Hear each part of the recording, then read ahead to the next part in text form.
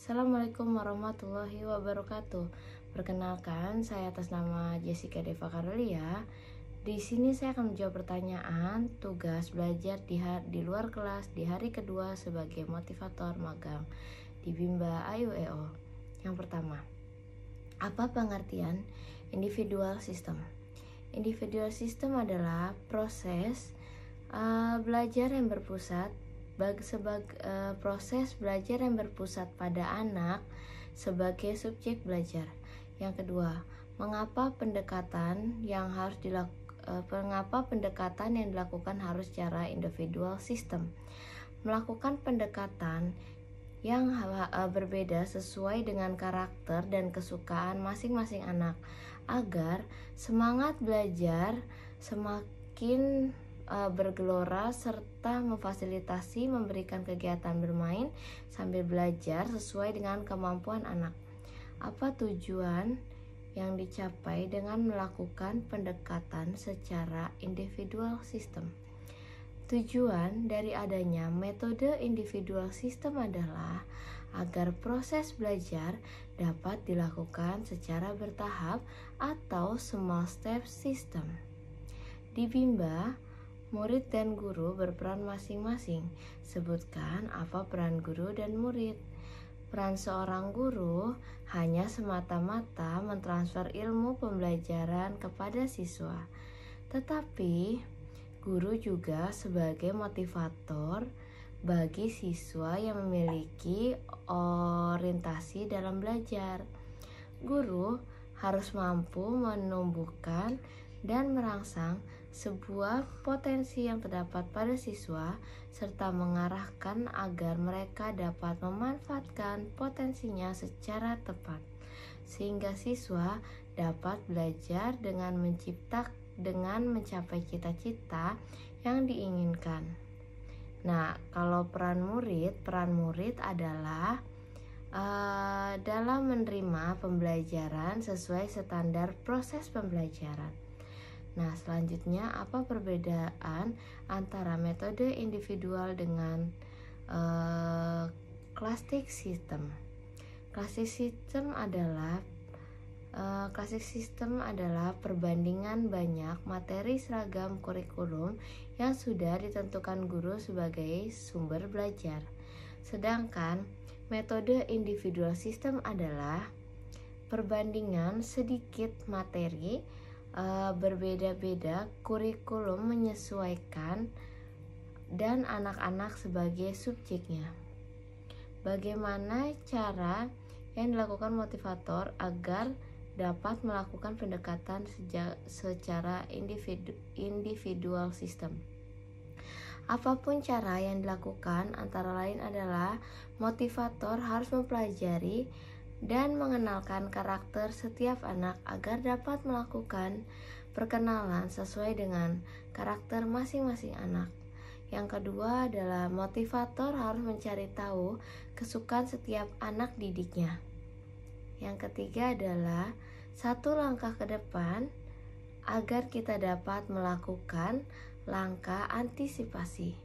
Yang keempat, jangan minta dimengerti oleh anak. Kitalah yang mengerti dan memahami anak.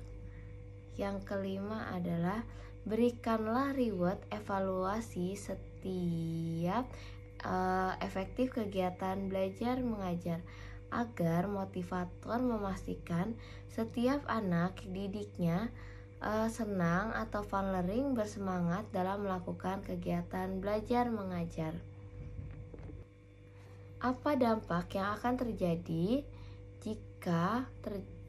jika pendekatan dilakukan secara individual system? Dampak yang terjadi jika pendekatan dilakukan secara individual system adalah agar minat belajar anak di hari semakin menggelora serta memfasilitasi memberikan kegiatan anak belajar sambil bermain dengan kemampuan anak. Apa dampak yang dilakukan bila terjadi pendekatan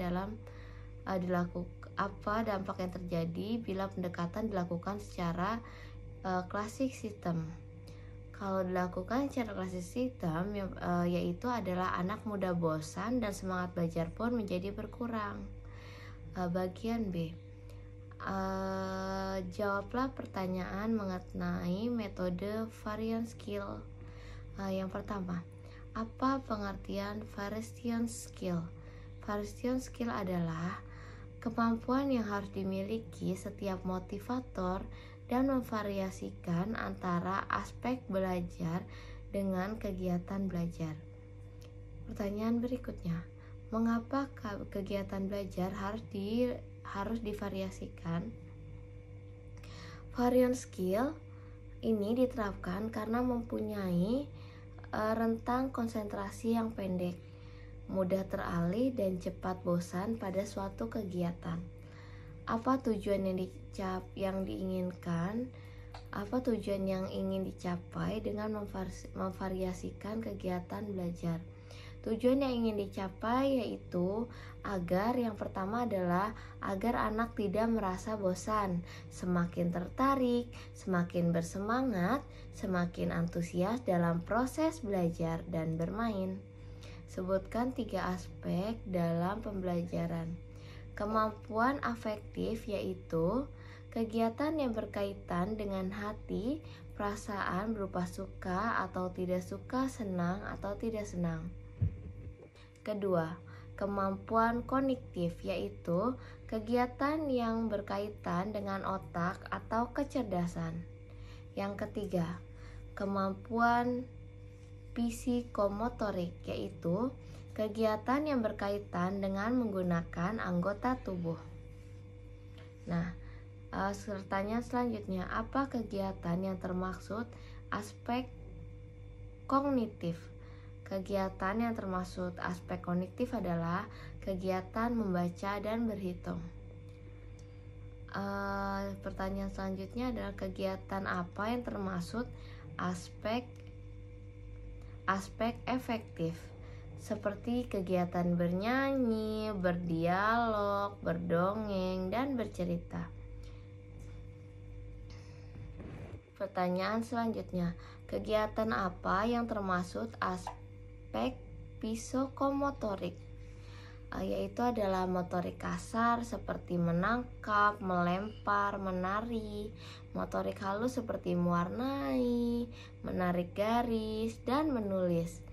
Nah, bagaimana cara motivator memvariasikan kegiatan belajar dengan aspek belajar? Cara menerapkan variation skill adalah memberikan aspek efektif, kognitif, dan psikomotorik, namun perlu menghindari kegiatan dalam satu aspek berturut-turut, kecuali anak memang benar menyukai kegiatan tersebut.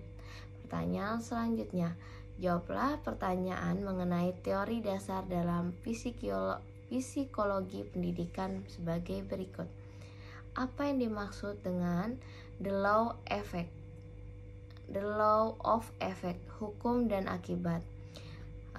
Jika orang dewasa menerapkan metode bimba, yaitu dengan proses bimbingan kepada anak dengan cara sepenuhnya menyenangkan atau fun learning, maka anak akan mau mengulangi kembali kegiatan tersebut tanpa paksaan siapapun. Apa yang terjadi?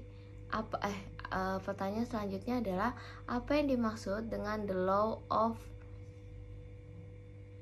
exercise, yaitu hukum latihan. Jika anak sering mengulangi, maka anak sering terlatih, sehingga anak semakin mampu dan terampil. Apa yang dimaksud dengan the law of readiness, hukum kesiapan? Jika sudah mampu dan terampil, maka anak siap ke tahap selanjutnya dan proses belajar pun akan semakin menyenangkan. Cukup video dari saya di pembelajaran hari kedua. Wassalamualaikum warahmatullahi wabarakatuh.